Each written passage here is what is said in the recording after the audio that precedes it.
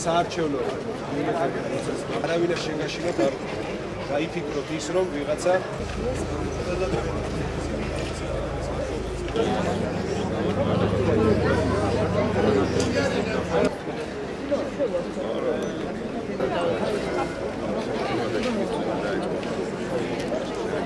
პირველი შეკითხვა რაც ყველას აინტერესებს და პასუხს უცემთ ეს არის რომ მათი ხმა რომელსაც ისინი და არჩევანი რომელსაც გააკეთებენ 30 მაისს იქნება დაცული, იქნება ფარული.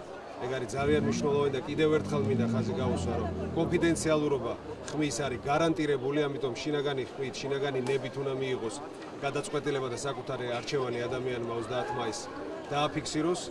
აქვე არის ძალიან დიდი მრავალი ფაქტი, დიდი ზეწოლის ნაციონალური მოძრაობის მხრიდან, პოლიციური და უსაფრთხოების სტრუქტურების მხრიდან, მაგრამ რაც ყველაზე მნიშვნელოვანია, ხალხი არ ტყდება, ხალხს უნდა ცვლილებები და დარწმუნებული ვარ, რომ ეს დიდი მოლოდინი, რომელიც ცვლილებების აქვს, გამართლდება 30 მაისს. მე მოუწოდებ ყველას, რომ მოვიდეს, იაქტიუროს საკუთარი პოზიცია დააფიქსიროს 30 მაისს, იმიტომ რომ ეს არის ერთადერთი სწორი და ძლიერი იარაღი, რომელიც ჩვენ უნდა გამოვიყენოთ ცვლილებებისთვის.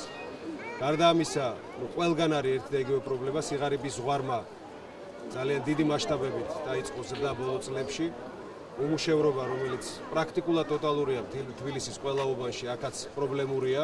ნახევარზე მეტი თბილისის მოსახლეობის დაუსაქმებელია და გვაქვს საუბარი სწორედ ჩვენი დასაქმების პროგრამაზე, იმაზე თუ როგორ შევქმნით პირველივე წელს 50,000 სამუშაო ადგილს ჩვენი საოჯახო და მცირე ბიზნესის ხელშეწყობის ფონდით.